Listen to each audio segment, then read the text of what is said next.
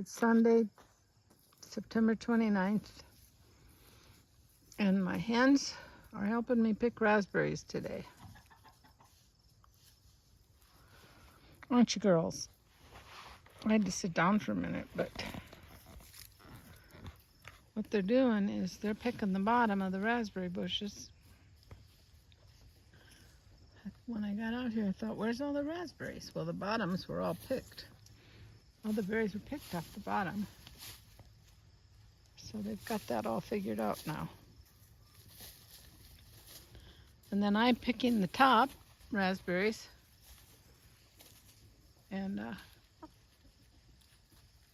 if I drop any, I don't have to pick them up, because these girls will pick them up for me. We're also getting this garden all tilled up. You can see the holes. See some of these deep holes here that they're digging. They're doing a good job. Your girls are doing a good job.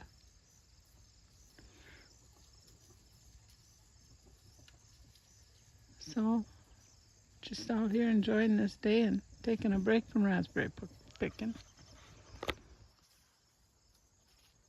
Not a single apple in the apple tree this year. Last year they were loaded, and the plum tree. So next year we'll have a bumper crop again.